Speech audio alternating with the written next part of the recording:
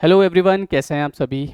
और पेडागोगी के next part में आज हम शुरू करने वाले हैं आपके इवैल्यूएशन के बारे में। ठीक है, तो ये आपके सिलेबस में एक चैप्टर है जिसका नाम है इवैल्यूएशन, और ये बहुत ही ज़्यादा इंपॉर्टेंट चैप्टर है। यहाँ से डेफिनेटली आपके एग्जाम में क्वेश्चन बनता है। ठीक है, तो चलिए शुरुआत करते हैं इवैल्यूएशन की। इसमें हम लोग क्या क्या पढ़ने वाले हैं, देखिए।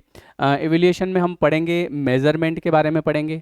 मेजरमेंट के बारे में मेजरमेंट के बाद फिर हम असेसमेंट के बारे में पढ़ेंगे, जिसमें आपका आएगा फॉर्मेटिव असेसमेंट, समेटिव असेसमेंट। इसके बाद में हम असेसमेंट क्या होता है वो डिस्कस करेंगे। उसके बाद में फॉर्मेटिव असेसमेंट को एग्जाम्पल के माध्यम से समझेंगे। उसके बाद में जो है इसका जो फॉर्मेटिव असेसमेंट होता है इसका क्या पर्पस होता है वो सीखेंगे। उसके बाद समेटिव असेसमेंट के बारे में समझेंगे। देन हम जो है आपका फॉर्मेटिव और समेटिव में डिफरेंस भी देखेंगे, डिफरेंस क्या है। उसके बाद यहाँ पर 3 प्रकार का और असेसमेंट होता है, उसको भी हम डिस्कस करेंगे। उसके बाद में फिर हम यहाँ पर आपके कॉम्प्रिहेंसिव के बारे में पढ़ेंगे, जो कि आपका आता है CCE इवेल्युएशन के अंदर, है ना, कॉन्टिन्यूस एंड कॉम्प्रिहेंसिव इवेल्युएशन। ठीक है, इसके बाद में हम इसका पूरा अच्छे से चार्ट समझेंगे। तो ये सब जब हम कर लेंगे तो फाइनली आपका ये चैप्टर आपको अच्छे से क्लियर हो जाएगा। तो चलिए शुरुआत करते हैं। ठीक है, हाँ, तो अब सबसे पहले क्या हुआ कि इवेल्युएशन आपके सिलेबस में चैप्टर है, तो उस पे आने से पहले मैं आपको बताता हूँ मेज़रमेंट के बारे में। देखिए, पहले क्या होता था कि पहले के समय में मेज़रमेंट किया जाता था बच्चों का, है ना। मेज़रमेंट कैसे कि देखो, सबसे पहले मेज़रमेंट का अर्थ क्या होता है। मेज़रमेंट मतलब जैसे आपने देखा होगा कि कई बार साइज़ का मेज़रमेंट किया जाता है। जैसे कि कोई लड़का है और उस लड़के की हाइट 5 है, ठीक है, और एक और है जिसका है 7, तो यहाँ पे इन दोनों का मेजरमेंट किया जाता था, भैया इसकी 5 है इसकी 7 है। इसके अलावा यूनिट्स, लेंथ का भी मेजरमेंट होता है, जैसे कि ये अभी बताया मैंने लेंथ। ठीक है, इसके अलावा यहाँ पर साइज़ मतलब कि जैसे कोई चीज़ छोटी है कोई चीज़ बड़ी है तो उनमें डिफरेंस करना, वो भी एक मेजरमेंट कहलाता है। मेजरमेंट का अर्थ क्या होता है? मेजरमेंट का अर्थ होता है मापन करना। ठीक है, इसका अर्थ होता है मूल्यांकन करना, इवेल्युएशन का। आप याद कैसे रखेंगे इसको? यहाँ पे देखिए, वैल्यू का मतलब होता है मूल्य, तो इसलिए मूल्यांकन। ठीक है, मेजरमेंट मतलब होता है मापन। जैसे कि आप दूध लेके आते हैं, तो दूध को कैसे एवेल्युएशन करके थोड़ी दिया जाता है, उसको मेजरमेंट करके कि भैया आधा लीटर 1 लीटर ऐसे करके। ठीक है, इसी के अलावा आप देखेंगे कैपेसिटी भी आपका मेजरमेंट के अंदर आता है ना। जैसे जैसे आपने देखा होगा आपके घर के ऊपर टंकी लग रही होगी, तो किसी के घर में 500 लीटर की टंकी लग रही होगी पानी की, किसी के 1000 लीटर की। तो ये है मेजरमेंट कि भैया मेरे 500 लीटर, है ना। ये कैपेसिटी होती है कि इस टंकी की कैपेसिटी 500 लीटर, इसकी 1000 लीटर। ठीक है, इसके अलावा आप देखेंगे वेट में, किसी का वजन 40 किलो है, किसी का वजन 60 किलो है, तो यहाँ पे मेजरमेंट होता था। तो पहले के समय में क्या होता था कि बच्चा कैसा पढ़ रहा है तो इसके लिए मेजरमेंट किया जाता था। जैसे कि मान लीजिए कि एक लड़का है जिसके 10 नंबर का पेपर है, उसके 6 नंबर आए। दूसरा एक और लड़का है, उसके कितने नंबर आए? 4 नंबर आए। तो मेजरमेंट होता था कि भैया इसके 2 नंबर कम है। अब इसमें क्या हुआ कि मेजरमेंट तो होता था, वो तो ठीक है। मान लीजिए कि इसके 10 आए, 10 में से 7 आए, और इसके भी 10 में से 7 आए। अब ये 2 लड़के एक जैसे हैं, ठीक है। अब मान लो इन दोनों में से एक को फर्स्ट बताना है। अब टीचर कैसे फर्स्ट बताएगा? यार इसके भी 7 आ गए, इसके भी 7 आ गए, अब ये तो समस्या खड़ी हो गई है। अब क्या करें? अब आप किसी एक को भी नहीं बता सकते। ऐसा नहीं कि ये अपने वाला है जो इसको बता दो, क्योंकि आपने इसको बता दिया तो फिर इधर से बोलेगा कि कैसा सिला दिया है, सब कुछ भुला दिया। भाई मेरे भी तो 7 आए थे, आपने इसको फर्स्ट बता दिया, तो मेरा मेरा क्या गुनाह था इसमें? सही बात है ना। तो आपने कैसा सिला दिया वफा का, सब कुछ भुला दिया। तो अब प्रॉब्लम क्या हुई कि अब मेजरमेंट में इसके भैया मेजरमेंट कर रहे हैं, दोनों के बराबर आया। तो इसके बाद में फिर नेक्स्ट इंसान जाता है, टीचर जाता है किसके ऊपर? असेसमेंट के ऊपर। कि यार मेजरमेंट में तो दोनों जैसे कि बराबर। अब ये मेजरमेंट के ऊपर इतने ज़्यादा क्वेश्चन बनेंगे नहीं आपके, क्यों? क्योंकि पहले मेजरमेंट होता था, अब होता है असेसमेंट और इवेल्युएशन। असेसमेंट क्या होता है इसको समझिए। अब मेजरमेंट से बात नहीं बनी तो फिर इसके बाद में टीचर जाएगा असेसमेंट के ऊपर। अब असेसमेंट 2 टाइप का पूछा जाता है, मतलब 2 टाइप का होता है। आपके एग्जाम में इसका क्वेश्चन पूछा जाएगा, याद रखिएगा। एक होता है फॉर्मेटिव और एक होता है समेटिव। ठीक है, ये 2 प्रकार के असेसमेंट होते हैं। अब फॉर्मेटिव क्या होता है, समेटिव क्या होता है, इसके पहले हम ये सीखेंगे कि असेसमेंट क्या होता है। देखिए, असेसमेंट के बारे में बात करें तो असेसमेंट इज अ प्रोसेस। कई की प्रोसेस है भैया? ऑफ गेनिंग इंफॉर्मेशन, ज़्यादा से ज़्यादा इंफॉर्मेशन को गेन करना about the learning of a student and making value judgement of their learning progress. देखिए, असेसमेंट का मतलब कि ये होता है, हिंदी में इसका मतलब क्या होता है पता है? हिंदी में इसका मतलब होता है आकलन करना। अब हम मापन नहीं कर रहे हैं, और वास्तव में शिक्षा में मापन नहीं किया जा सकता, उसमें आकलन करना पड़ता है, ठीक है।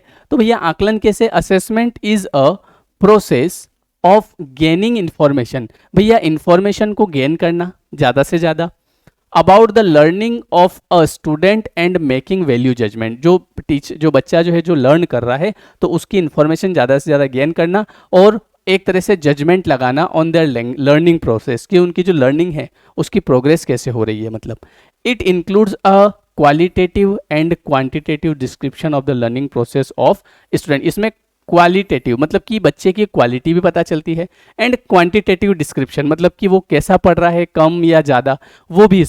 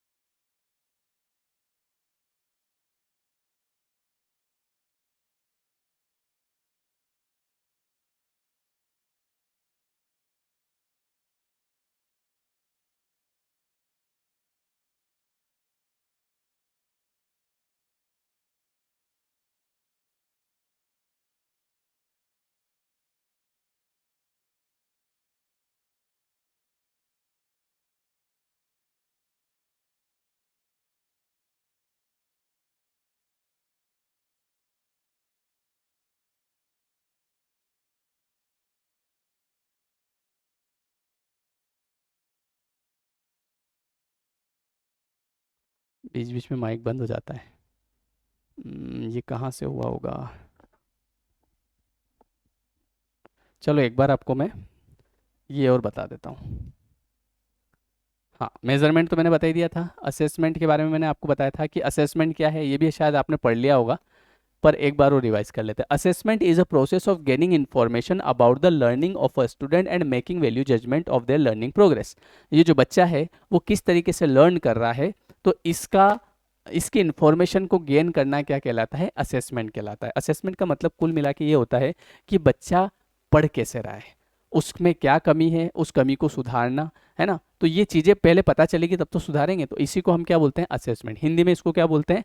हिंदी में इसको बोलते हैं आकलन, ठीक है। फिर मैंने आपको क्या बताया? असेसमेंट यहाँ पर आपका हो जाएगा भैया दो प्रकार का। कैसा? देखो, एक तो होता है फॉर्मेटिव असेसमेंट और एक होता है समेटिव असेसमेंट। ये बता रहा था मैं, एक होता है फॉर्मेटिव, एक होता है समेटिव। अब दोनों में डिफरेंस देखिए। दोनों में डिफरेंस ये होता है कि ये जो होता है ना फॉर्मेटिव असेसमेंट, ये एक तरह से देखा जाए तो जो मैं अभी आपको पढ़ा रहा हूँ, है ना, जैसे कि ड्यूरिंग, इसको यूँ समझ लो कि ड्यूरिंग द स्टडी, और ये होता है आफ्टर या एंड ऑफ द स्टडी। कौन सा? समेटिव। इसको आप ऐसे भी याद रख सकते हैं, जैसे कि पहले इसको समझिए होता क्या है। फॉर्मेटिव असेसमेंट में क्या होता है कि जैसे मैं अभी आपको पढ़ा रहा हूँ, ठीक है, तो पढ़ाते पढ़ाते मैंने आपसे एक क्वेश्चन पूछ लिया कि अच्छा चलो बच्चों बताओ इसका मतलब क्या होता है। तो बीच बीच में ही मैं आपका असेसमेंट कर रहा हूँ, मुझे बीच में ही पता चल रहा है कि अरे यार इसको ये यहाँ पे मिस्टेक, ये बता नहीं पा रहा है यार, चलो एक काम करते हैं इसको वापस से बता देते हैं। तो ये होता है फॉर्मेटिव। और एक होता है समेटिव। समेटिव मतलब कि पहले पूरा मैं पढ़ा दूंगा, पढ़ाने के बाद में आखिरी में पूछूंगा। जैसे हमारा जो एग्ज़ाम होता है, तो एग्ज़ाम होता है तो वो एग्ज़ाम कैसे होता है ना, एग्ज़ाम होता है तो उसमें पूरा एक साल भर पढ़ा देते हैं, आखिरी में भैया आपकी त्रैमासिक परीक्षा ले लेंगे, अर्धवार्षिक ले लेंगे, वार्षिक ले लेंगे, तो उसमें रिजल्ट डिक्लेयर होता है। ये होता है समेटिव। इसको आप ऐसे भी याद रख सकते हैं, आपने एक वर्ड सुना होगा समिट, सबमिट करना, सबमिट सुना होगा ना, सबमिट करना। तो सबमिट करना मतलब कि जैसे आपने मान लीजिए कोई भी प्रोजेक्ट बनाया, तो पहले आप पूरा प्रोजेक्ट बना लेते हैं घर पे, उसके बाद उसको सबमिट करते हैं, तब जाके वहाँ से नंबर मिलते हैं। बोले 10 में से 4 नंबर मिले, है ना, तो ये होता है समिट। अब यहाँ पर 3 प्रकार का और असेसमेंट होता है। एक होता है असेसमेंट फॉर लर्निंग, एक होता है असेसमेंट ऑफ लर्निंग, और एक होता है असेसमेंट एज लर्निंग। अब इन तीनों में डिफरेंस देखिए। यहाँ पर ये जो असेसमेंट फॉर लर्निंग होता है ना, ये एक तरह से फॉर्मेटिव असेसमेंट होता है, और ये जो असेसमेंट ऑफ लर्निंग होता है ये आपका समेटिव असेसमेंट होता है। और असेसमेंट एज लर्निंग का मतलब होता है कि बच्चा खुद असेसमेंट कर लेता है। कैसे? जैसे मान लीजिए कि आप कोई चीज़ खुद से लेके बैठे पढ़ने, और आपने क्या करा कि कोई क्वेश्चन लगा दिए, पाँच पाँच क्वेश्चन जब आपने लगाए और फिर उनके आंसर देखे, तब आपको पता चला अरे यार मैंने ये गड़बड़ कर दी यार, चलो मैं इसको सुधार लेता हूँ। तो आप खुद से उसका असेसमेंट कर रहे हैं। तो अगर एग्जाम में पूछे कि असेसमेंट एज लर्निंग क्या होगा, तो ये होगा आपका सेल्फ असेसमेंट, ये बच्चा खुद करता है। असेसमेंट फॉर लर्निंग एक तरह से फॉर्मेटिव असेसमेंट होता है। असेसमेंट एज लर्निंग ये एक तरह से समेटिव असेसमेंट होता है। असेसमेंट आपके सिलेबस में नहीं दिया है, पर मैं इसलिए पढ़ा रहा हूँ क्योंकि इवेल्युएशन पे आप डायरेक्ट नहीं जा सकते। पहले आपको समझना पड़ेगा असेसमेंट, उसके भी पहले आपको समझना पड़ेगा मेजरमेंट, और फिर आप जाएंगे इवेल्युएशन पे। समझ गए? तो इसकी एक सीक्वेंस चलती है, पहले मेजरमेंट, उसके बाद असेसमेंट, उसके बाद इवेल्युएशन। बोलो बात समझ में आ गई? तो अभी हम पहले असेसमेंट पढ़ लेते हैं, फिर धीरे धीरे गाड़ी को आगे बढ़ाएंगे। अब देखिए यहाँ पर अगर हम फॉर्मेटिव असेसमेंट की बात करें तो इसको चित्र के माध्यम से समझते हैं। ये एक तरह से क्या है भैया, बिफोर द लेसन, इसके बाद ड्यूरिंग द लेसन और आफ्टर द लेसन। जैसे लाइव क्लास, आज के समय में लाइव क्लास, ठीक है। तो चलो लाइव क्लास में चलिए शुरू करते हैं आज की क्लास, ठीक है। और एक बात बताइए कि समिट का सही मतलब समिट का सिनोनिम क्या होगा? तो इतनी देर में किसी ने कमेंट कर दिया कि सर ये होगा। मैंने कहा अरे यार ये नहीं होगा यार, समिट का असेसमेंट, समिट का जो सिनोनिम है वो तो ये होगा। तो एक तो हमने अभी क्लास स्टार्ट नहीं करी, उसके पहले ही पूछ लिया। फिर पढ़ाते पढ़ाते मैंने पूछ लिया कि अच्छा बताओ अगर ऐसा हो गया तो क्या होगा? तो वो हो गया ड्यूरिंग द लेसन। उसके बाद क्लास खत्म करी, चलो बताओ आज मैंने ये पढ़ाया तो इसका जवाब क्या है? तो ये हमने ड्यूरिंग द लेसन जो किया वो कहलाता है फॉर्मेटिव असेसमेंट, और यही होता है आपका असेसमेंट फॉर लर्निंग। ये भी याद रखिएगा। इसके क्वेश्चन कैसे बनेंगे वो भी आपको बताऊंगा मैं। बोलो इतना समझ में आया? ठीक है, अब आगे बात करते हैं।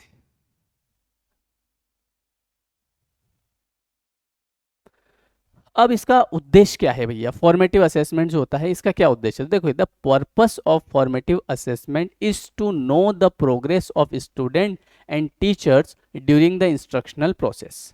भैया कोई भी चीज़, कोई भी टीचर पढ़ा रहा है या जो बच्चे पढ़ रहे हैं, तो उसी दौरान उनका जो है एक तरह से असेसमेंट करना, उनकी प्रोग्रेस का पता करना, क्या कहलाता है? ये कहलाता है फॉर्मेटिव असेसमेंट। बस आप इतना सा अगर याद रख लेंगे ना कि फॉर्मेटिव मतलब ड्यूरिंग द क्लास, तो आपका काम हो जाएगा ड्यूरिंग। ठीक है।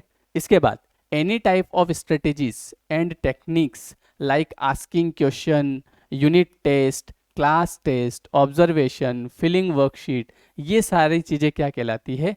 फॉर्मेटिव असेसमेंट कहलाती है। क्यों? क्योंकि भैया स्ट्रेटेजीज अगर टीचर बनाएगा तो ये क्लास के दौरान, परीक्षा से पहले ही बनाएगा ना, है ना। ऐसा तो नहीं कि परीक्षा खत्म हो जाएगी उसके बाद चलो अब स्ट्रेटेजी बनाते हैं। अब क्या ही कि स्ट्रेटेजी बनाओगे, अब तो परीक्षा ही खत्म हो गई, है ना। इसके अलावा टेक्निक्स कोई बताएगा आपको, जैसे कि मैंने आपको एक्टिव पैसिव की टेक्निक बताई, तो परीक्षा के बाद उस टेक्निक का क्या कर लोगे, है ना। आस्किंग क्वेश्चन, क्वेश्चन पूछना, या फिर unit test, class test, observation, filling worksheet, तो वर्कशीट वगैरह, ये सारा किसके अंदर आता है? Formative assessment. Continuous feedback on students performance will help them encourage और strengthen their learning process and remove or correct their misconception। देखिए जैसे कि कोई बच्चा, जैसे हम पढ़ा रहे हैं, अब मैं आपको मेरा एग्जांपल देता हूँ। जैसे अभी आप कोर्स पढ़ रहे हैं, तो क्या होता है कई सारे लोगों का बीच में ही जैसे मेरे से बात होती है, बोले सर आप पढ़ा रहे हैं हमको अच्छा समझ में आ रहा है, तो उन्होंने मुझे बीच में ही मोटिवेट कर दिया। मैंने कहा अब और अच्छा पढ़ाऊँगा, है ना। तो ये उन्होंने कब किया? ये मुझे फीडबैक कब दिया? During the class. अभी क्लासेस चल रही है लेकिन पहले ही फीडबैक दे दिया, है ना। इसी टाइप से मैं स्टूडेंट्स को देता हूँ कि आप अच्छा पढ़ रहे हैं, आप चिंता मत करिए, आपका सिलेक्शन हो जाएगा 100%। मैं लिख के दे दूँ भले कागज पे। तो ये मैं आपको क्या कर रहा हूँ? मैं आपको मोटिवेट कर रहा हूँ। तो जो फॉर्मेटिव असेसमेंट होता है इसकी वजह से बच्चा जो होता है वो मोटिवेट होता है, ठीक है। उसकी स्ट्रेंथ पता चलती है, लर्निंग प्रोसेस में होता है वो। और अगर कोई मिस्टेक करता है तो उसको हम क्या कर सकते हैं? रिमूव भी कर सकते हैं, उसको करेक्ट कर सकते हैं। It is equally important in their success and failure. ये एक तरह से देखा जाए तो सक्सेस और फेल्यूर में इक्वली इंपॉर्टेंस रखता है, ठीक है। क्योंकि आप अगर पहले से बच्चों को बता देंगे भैया कि ये तू मिस्टेक कर रहा है, तो वो उस गलती को बाद में नहीं करेगा, है ना। तो वो चीज़ रहती है। Based on the assessment a teacher can modify और change their instructional strategy that enhances the performance of the student.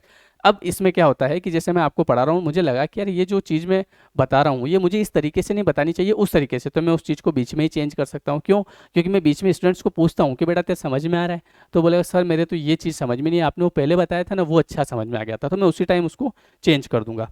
Since formative assessment are for improving the teaching learning process, the result usually are not included in the final grade. मतलब कि यहाँ पर ये जो since formative assessment होता है ये improve करता है टीचिंग लर्निंग को, है ना, द टीचिंग लर्निंग प्रोग्रेस। अब इसमें क्या होता है कि ये भी होता है कि जैसे मैं कुछ पढ़ा रहा हूँ, अब मैंने जैसे बीच में कुछ चीज़ों को चेंज कर दिया, क्यों? क्योंकि मैंने देखा कि यार पहले जो मैंने बताया था वो थोड़ा सा अलग था, तो मैंने इस बार उसको क्या कर दिया, चेंज कर दिया। तो इन चीज़ों का जो प्रभाव है इसका फाइनल ग्रेड पे प्रभाव इतना ज़्यादा नहीं पड़ता है। The result usually are not included in the final grade, मतलब कि रिजल्ट जो है वो फाइनल चीज़ पे इफेक्ट नहीं करेगा, हम तो पहले से ही अच्छे से बता रहे हैं उसको।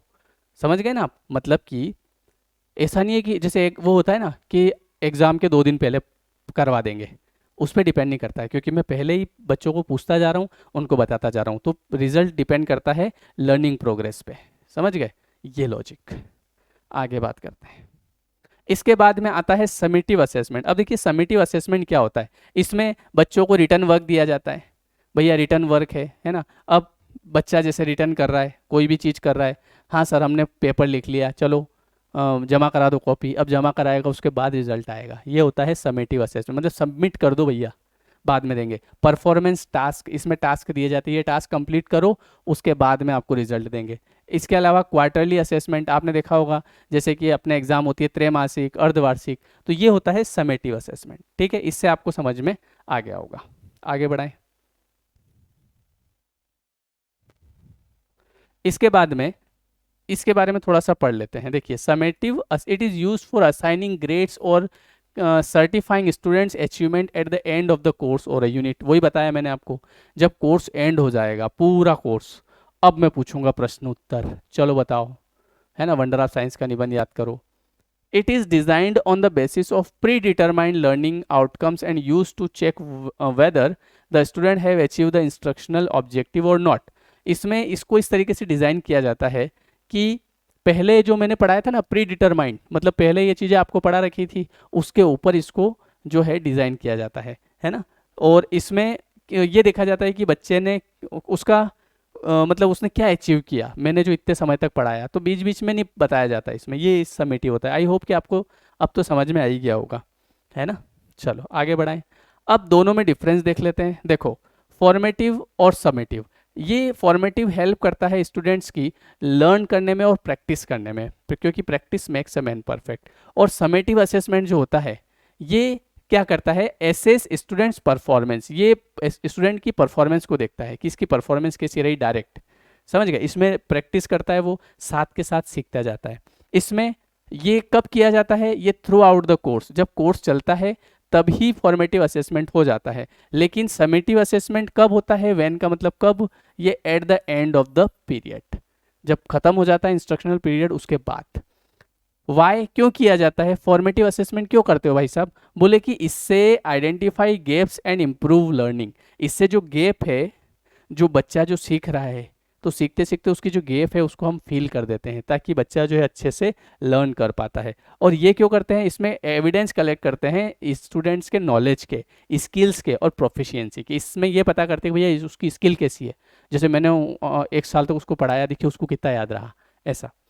हाउ किस कैसे किया जाता है, via approaches that support specific student need. इसमें स्टूडेंट को क्या चाहिए वो हम टाइम टू टाइम देते रहते हैं, जैसे कि सर मुझे समझ में नहीं आ रहा है, ठीक है अभी बता रहे हैं। और ये वाया एग्जिट लर्निंग प्रोडक्ट्स और क्यूमुलेटिव असेसमेंट, इसमें learning product, exit learning product, मतलब कि इसमें क्या होता है, इसको कैसे करते हैं, इसमें पूरा उसको सारे प्रोडक्ट मतलब जैसे प्रोजेक्ट वगैरह बनाना सिखा देते हैं। इसके बाद में उसको एक साथ में भैया इसको सबमिट कर, सबमिट करने के बाद में तेरे को नंबर बताएंगे। तो ये दोनों में डिफरेंस होता है। ठीक है, चलो आगे बताएं। मैंने आपको डिफरेंस भी बता दिया ताकि और अच्छे से समझ में आ जाए। ये मैंने अभी आपको थोड़ी देर पहले बताया कि भैया assessment for learning, assessment of learning, assessment as learning. ये एज लर्निंग जो होता है ये बच्चा सेल्फ करता है, और एक तरह से जो ऑफ है ये समेटिव है, याद रखिएगा। और ये जो फोर है, फोर से आप याद रख लीजिएगा फॉर्मेटिव। ये दोनों में डिफरेंस होता है। सही बात है। चलो आगे बढ़ाएं। इसके बाद में यहाँ पर आप देखिए जो असेसमेंट है ये वही है, असेसमेंट फॉर एज और of enable teachers to use information about student knowledge understanding skill to inform their teaching. वही वाली बात है जो मैंने अभी बताई, मतलब फोर मतलब उसमें ड्यूरिंग द क्लास, और as involves student in the learning process where they monitor their own progress. वो उनके खुद की प्रोग्रेस की मॉनिटरिंग खुद करते हैं। ये आपको दिख नहीं रहा होगा लेकिन मैं पढ़ रहा हूँ, ये मैं बता चुका हूँ। ऑफ लर्निंग, इसमें assist teacher to use evidence of students. ये एविडेंस वाला याद रखिएगा, एविडेंस वाला जो है ये ऑफ वाला है, ठीक है। और ये एक तरह से आपका कौन सा है, समेटिव है, और ये कौन सा है आपका, ये फॉर्मेटिव है, फोर वाला, और ये है सेल्फ वाला, ठीक है। ये डिफरेंस समझ में आ जाएगा आपको।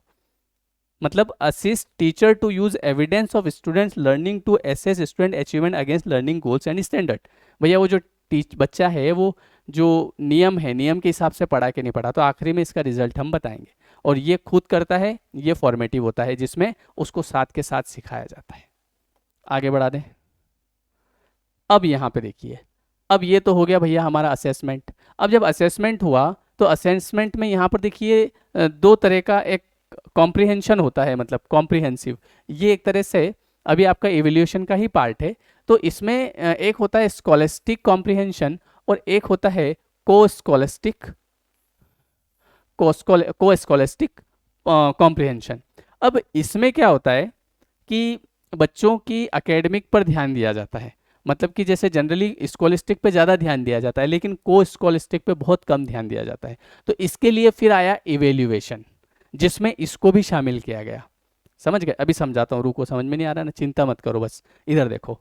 स्कॉलिस्टिक में क्या होता है कि केवल एकेडमिक चीज़ों पे ध्यान दिया जाता है, जैसे चलो प्रश्नोत्तर याद करो, वंडर ऑफ साइंस याद करो, बस इस पे ध्यान दिया जाता है। वर्क एक्सपीरियंस है ना, physical and health education, art education, बस ये सारी एजुकेशन पे ध्यान दिया जाता है। देखो सारी की सारी एजुकेशन। लेकिन को स्कॉलिस्टिक में लाइफ स्किल सिखाई जाती है, बोलना कैसे है अच्छा, अगर आप कहीं कोई बिजनेस कर रहे हैं तो कैसे ग्राहक को प्रभावित करेंगे। इसके अलावा एटीट्यूड्स एंड वैल्यूज़, आपका एटीट्यूड कैसा रखना है। एटीट्यूड मतलब वो मत समझना कैसे हुण हुण दबंग दबंग, वो एटीट्यूड नहीं होता है। एटीट्यूड का मतलब ये होता है कि भैया आपको लोग किस तरीके से देखते हैं, समझ गए आप। ये जैसे कि मैं कैसा रहता हूँ, ये मेरा एटीट्यूड है। एटीट्यूड मतलब वो नहीं कि बाल बाल बना के ऐसा एटीट्यूड में, वो एटीट्यूड का अर्थ आप गलत समझते हैं। एटीट्यूड मतलब कि आप क्या हैं, आपकी इमेज लोगों के दिमाग में क्या है, ये आपका एटीट्यूड है। समझ गए? जैसे आपने देखा होगा कि कई लोग जो होते हैं वो बहुत पैसे वाले होते हैं, बहुत पैसा कमाते हैं, लेकिन वो ज़मीन से जुड़े हुए होते हैं। वो ऐसा नहीं कि बहुत पैसा कमा लिया तो बिल्कुल 5 स्टार होटल में जा रहे हैं और बिल्कुल इंजॉय कर रहे हैं, वहाँ पे डांस कर रहे हैं, ये कोई ज़रूरी नहीं है ना। तो ये तो मेरा, जैसे मैं हूँ तो मैं इन चीज़ों को पसंद नहीं करता हूँ। मेरा एटीट्यूड क्या है, मैं जैसा मैं पहले था मैं अभी भी वैसा ही रहता हूँ। समझ गए? ये मेरा एटीट्यूड है। तो सबका एटीट्यूड अलग अलग होता है, तो इसमें वो सिखाया जाता है। इसके अलावा आउटडोर एक्टिविटीज सिखाई जाती है, इसमें गेम्स सिखाए जाते हैं, है ना।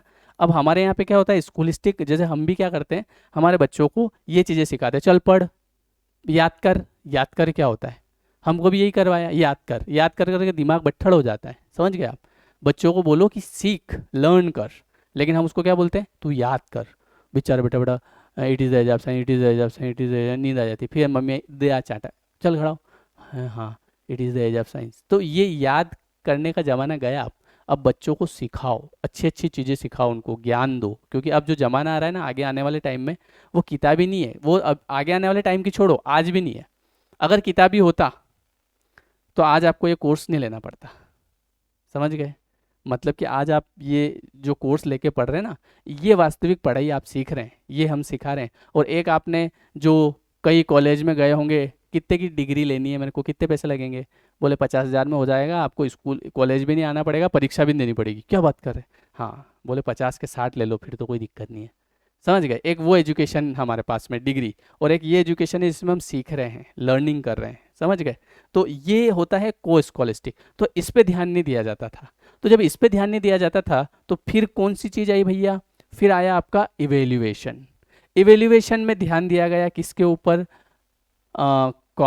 Continuous and Comprehensive Evaluation, CCE, commonly known as CCE, has been introduced as a school-based system of evaluation by the CBSE in 2009 with the interchatment of the Right of Education Act. Enhancement है ना, enactment, sorry ये जो लिखा है ना enactment लिखा हुआ है, मैंने इसको गलत प्रोनाउंस कर दिया। तो ये चीज लाई गई इवेल्युएशन 2009 में।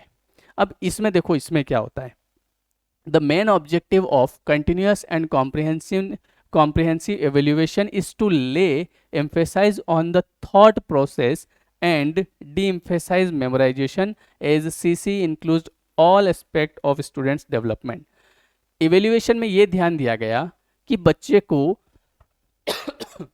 हर तरह से उसका डेवलपमेंट कैसे हो, मतलब केवल वो ऐसा नहीं कि पढ़ाई करता रहे बस दिन भर किताबी कीड़ा बन जाए, ऐसा नहीं, उसका हर तरीके से डेवलपमेंट कैसा हो, कैसे वो पढ़ाई में भी आगे बढ़े, संगीत में भी आगे बढ़े, है ना, वो खेलकूद में भी आगे बढ़े। तो ये चीज़ें लाई गई और इसको बोला गया इवेल्युएशन। इसका मतलब क्या होता है, इसका मतलब होता है मूल्यांकन करना, मापन, आकलन, मूल्यांकन, वैल्यू, समझ गए, पढ़ाई की वैल्यू। आगे बढ़ाते हैं। अब यहाँ से देखिए, ये जो आपका इवेल्युएशन होता है जिसको हम बोलते हैं कॉन्टिन्यूसली कॉम्प्रिहेंसिव इवेल्युएशन, इसमें आप ये दो प्रकार का होता है, एक आपका होगा कॉन्टिन्यूस, दूसरा होगा आपका कॉम्प्रिहेंसिव। ठीक है, अब ये जो कॉन्टिन्यूस होता है इसमें वही जो हमने पढ़ा, एक तो लर्निंग हो गया, इसके अलावा फॉर्मेटिव और समेटिव। इसमें 40% फॉर्मेटिव होता है, 60% समेटिव होता है। फॉर्मेटिव आप अच्छे से समझ गए, अभी उसको क्लास के दौरान पढ़ाना, समेटिव बाद में पढ़ा देना।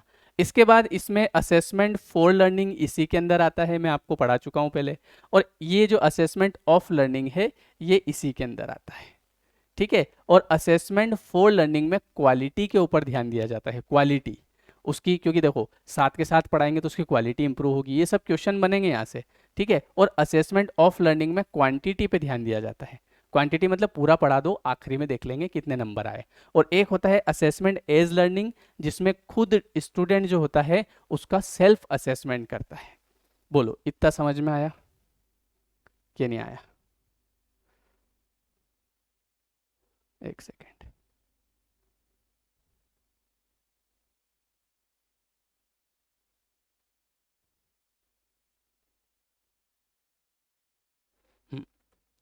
इसके बाद ये इतना इतना समझ में आया ना, कॉन्टिन्यूस के अंदर ये चीजें आएगी। फिर आपका आ जाता है कॉम्प्रिहेंसिव।